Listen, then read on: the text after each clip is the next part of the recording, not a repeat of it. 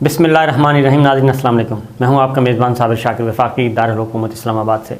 कुछ ताज़ा तरीन ख़बरें हैं और ख़बरें थोड़ी सी अच्छी भी हैं और कुछ मुझे थोड़ा सा धड़का भी लगा हुआ है कि कशीदगी जो है वो बढ़ रही है और ऐसा ना हो कि मामलात पॉइंट ऑफ नो रिटर्न तक चले जाएं और डेड लॉक वाली सूरत हाल हो जाए।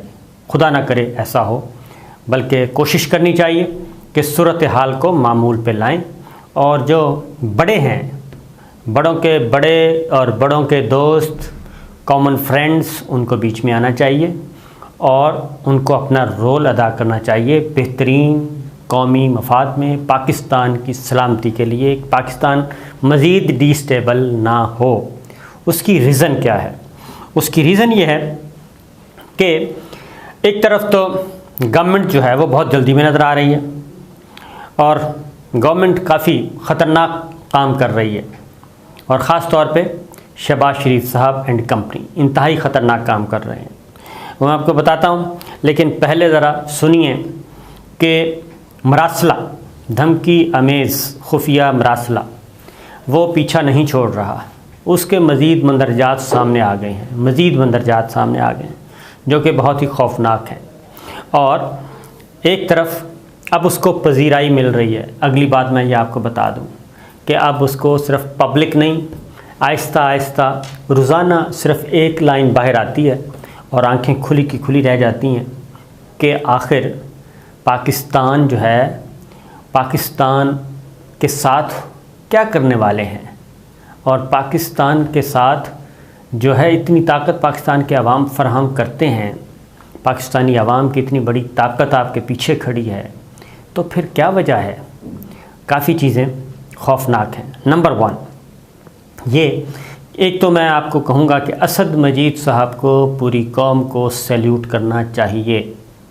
पूरी कौम को सैल्यूट करना चाहिए असद मजीद साहब को कि उन्होंने जिस तरीके से, आप ये देखें कि पूरी रियासती मशीनरी ढेर हो गई, पूरी रियासती मशीनरी ढेर हो गई, लेकिन वो मर्द मुजाहिद असद मजीद जो है वो डंके की चोट पर खड़ा रहा और उम्र के इस हिस्से में खड़ा रहा और उन्होंने एक तो हिम्मत का मुजाहरा किया और उस मीटिंग को, उन तमाम धमकियों को कोट अनकोट रिपोर्ट किया, कोट अनकोट रिपोर्ट किया। यानी वो साइफ़र जो है उसमें डोनाल्ड लू के एग्जैक्ट रिमार्क्स, एग्जैक्ट अल्फाज क्या हैं वो मौजूद हैं। डोनाल्ड लू के साथ जो छोटू है उसके भी एग्जैक्ट मौजूद हैं। कोई इफ़, बट, कॉमा, पंक्चुएशन की भी गलती नहीं है, पंक्चुएशन की भी गलती नहीं की गई उसमें। कोई एक फुल स्टॉप, कॉमा, ये भी ना कमी ना इजाफा, एग्जैक्ट जो की बात की गई वो है, क्योंकि नोट्स लिए जा रहे थे और असद मजीद साहब ने ये नहीं सोचा कि उनका कैरियर ख़राब हो जाएगा, उनकी जान को ख़तरा हो सकता है और मैं एक दुनिया की बड़ी दावेदार वाहिद जो है ताकत, उसके साथ टक्कर ले रहा हूँ। नहीं, ऐसा नहीं कहा। उन्होंने पाकिस्तान के मफाद में, पाकिस्तान के मफादात को मुकद्दम जाना और अपना फ़र्ज़ समझा और उन्होंने A to Z वो रिपोर्ट किया। और जो चीज़ें थोड़ी बहुत आ रही हैं, आहिस्ता आहिस्ता और आ रही हैं, और वो इतनी ख़तरनाक थी, हार्श गुफ्तगू, इंतहाई हार्श गुफ्तगू, लबो लहजा, ज़ुबान। अब मुझे एक और भी कि उसको थोड़ा सा फिर कुछ छेड़खानी करने की कोशिश की गई, लेकिन वो छेड़खानी नाकाम हो गई। और पहले भी कुछ चीज़ें मैं आपको बता देता हूँ तरतीब से। इसको छुपाया गया और फिर छुपाया गया, रोका गया, मख्फी रखा गया, बंद कर दिया गया कि इसको हवा भी ना लगे। लेकिन फिर हुआ ये कि उसको हवा लगी और मुहिब्ब वतन एक और अफसर निकला, वज़ारत ख़ारजा का एक और मुहिब्ब वतन अफसर निकला। उसने लबकुशाई की और उसने वज़ीर ख़ारजा शाह महमूद कुरैशी उस वक्त के, उनको बताया कि जनाब एक बहुत खौफनाक किस्म की चीज़ आई हुई है और वो छुपाई जा रही है, आपके इल्म में नहीं है। तो फिर उनको बताया गया तो वज़ीर ख़ारजा शाह महमूद कुरैशी साहब ने ये मरासला हासिल किया, और मरासला हासिल करने के बाद जब ख़ुद देखा तो वो भी काफ़ी परेशान हुए, लेकिन ज़ाहिर है मंझे हुए बैट्समैन थे, वो भी ख़तरे को भांप गए। और फिर उनकी बातों, उनको भी सारा कुछ समझ आ गया, पुराने पॉलिटिकल प्लेयर हैं, कि ये सब कुछ क्या हो रहा है, और वो सारे का सारा ले गए और ख़ान साहब के पास ले गए और ख़ान साहब को दिखाया, इमरान ख़ान तक पहुंचाया। उसके बाद अगली जो बात है वो ये है कि फिर वज़ीर आज़म इमरान ख़ान से कहा गया कि अब इस पे आपने खामोश रहना है, इस पे कोई बात नहीं करनी, इसको दबा जाएं, अभी हम इस पे बात नहीं करेंगे, ये भी कहा गया। और ज़ाहिर है राइट लेफ़्ट में लोग तो होते हैं, और उन्होंने ये कहा कि चुप कर जाएं, चुप कर जाएं, अभी बात नहीं करनी, अभी ये नहीं करनी। बार बार कहा गया कि ये मरासले का ज़िक्र नहीं करना, और डॉक्टर शहबाज गिल ने ये सारी जो बात है, जो राज है, वो फाश किया, और उन्होंने इस चीज़ को भी डिस्क्लोज़ किया। क्योंकि पीएम हाउस में भी आपको पता है बगिंग शगिंग हर चीज़ होती है, और ये हमारे जो गैर मुल्की सफारत खाने हैं बड़े वाले, ये करते हैं।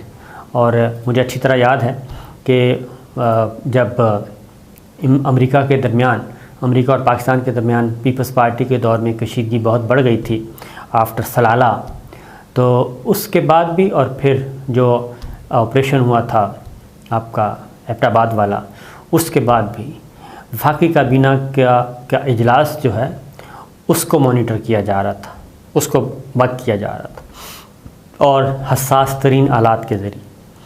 फिर हमारे एक और दोस्त मुल्क ने इस बात को हमें बताया, और फिर वो वफाकी काबीना का इजलास जो है वो मुलतवी कर दिया गया था, क्योंकि उसमें ये सारी बातें होना थी।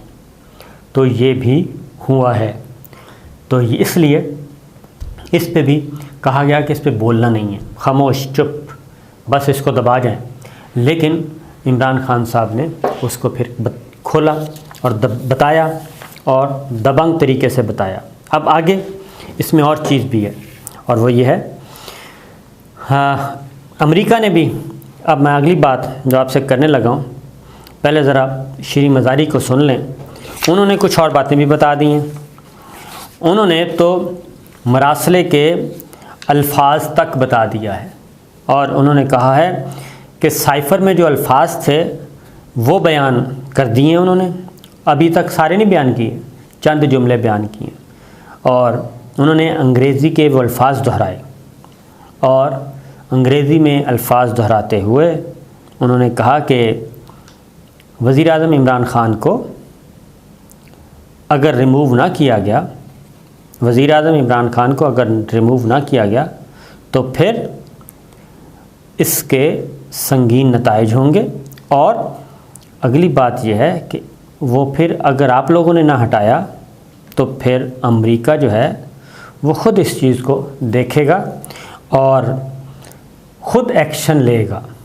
ये बात कही गई कि हम ख़ुद एक्शन लेंगे अगर आप लोगों ने ये काम ना किया तो।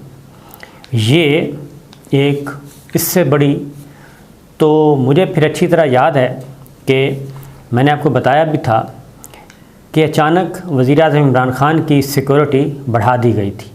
अच्छा, ये जो तहरीरी तौर पे ये जो मरासला है ये तो 7 मार्च को डिस्क्लोज़ हुआ, इनके ये ज़ुबान पे लेके आए डोनाल्ड लू, लेकिन इससे पहले ये हमारे इदारों के पास ये रिपोर्ट्स मौजूद थीं और इसीलिए इमरान ख़ान साहब की सिक्योरिटी को बढ़ा दिया गया था, बहुत ज़्यादा अपग्रेड कर दिया गया था सिक्योरिटी को, उनकी मूवमेंट को।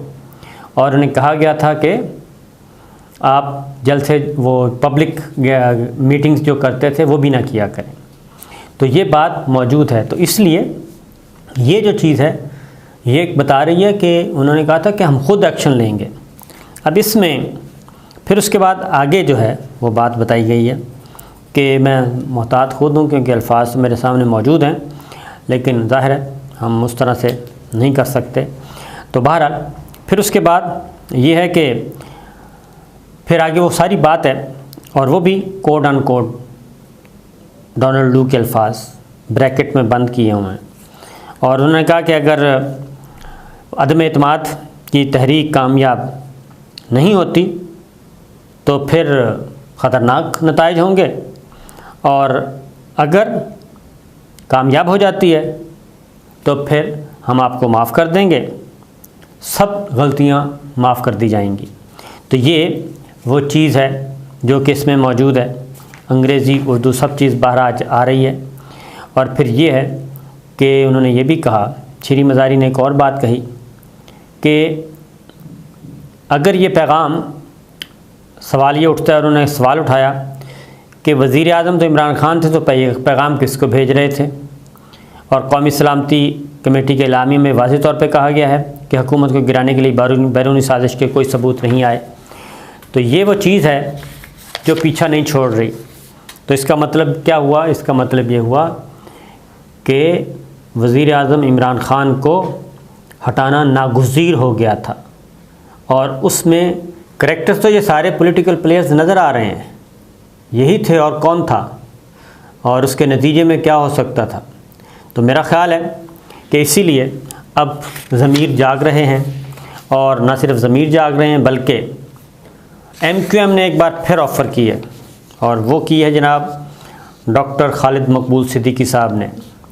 और उन्होंने कहा है कि जी गैर मुल्क की साजिश साबित करें तो हम इमरान खान साहब के साथ खड़े होंगे। लेकिन शहबाज शरीफ साहब ने भी कहा था कि जनाब इमरान खान साहब को कि अगर आप ये साबित कर दें, ये मरासला, ये जो लहरा रहे हैं, ये सारा फ्रॉड है, अगर ये हकीकत हुआ तो मैं आपके साथ खड़ा हूँगा। तो इसीलिए इमरान खान साहब ने कल कहा भी कि कम से कम आप मुझसे माफ़ी मांग लें, ये तो तस्लीम कर लें कि ये हकीकत है। और अब तो शहबाज शरीफ साहब ने भी पढ़ लिया वो मरासला कौमी सलामती कमेटी के इजलास में, बल्कि उससे पहले सबसे पहले पढ़ा ही उन्होंने मरासला कि ज़रा पहले ला के तो दिखाएँ वो है क्या। और उसके बाद फिर इतलात यही हैं कि उनके भी काफ़ी परेशान थे कि ये हुआ क्या है। तो ये तो सारी चीज़ें जो हैं मनवन जो हैं वो मौजूद हैं, और एक एक चीज़ मौजूद है, और जो कुछ उन्होंने सिर्फ़ टुकड़ों की सूरत में जाना उससे ज़्यादा ख़तरनाक है। इसके अलावा जमात इस्लामी सिराजुल हक साहब, अमीर जमात इस्लामी, उन्होंने भी ये कहा है कि जनाब इसकी इन्वेस्टिगेशन होनी चाहिए, और इस पे इसकी अदालती कमीशन, आला सतह का अदालती कमीशन इस पे इन्वेस्टिगेट करे। वो भी चीज़ सामने आ गई है। और सुप्रीम कोर्ट ऑफ पाकिस्तान से भी यही कहा जा रहा है, मुतालबा किया जा रहा है कि इस पे इन्वेस्टिगेट इसको करना चाहिए। तो ये MQM की तरफ से आई और सब की तरफ से आई। इमरान खान साहब भी यही डिमांड कर रहे हैं कि जनाब ये होना चाहिए, क्योंकि कौमी सलामती कमेटी के दूसरे इजलास में भी उसको इंडोर्स कर दिया गया है। तो सूरत हाल जनाब, इसीलिए मैं कह रहा हूँ कि ये कशीदा है, और ये एक ऐसी चिंगारी लगाई गई है, अगली वीडियो में बताऊँगा कि ये चिंगारी जो है, ये ऐसा उन्होंने एक बारूदी मवाद नस्ब कर दिया है बड़ी ताकत ने कि इस पे फसाद ही फसाद का ख़तरा है।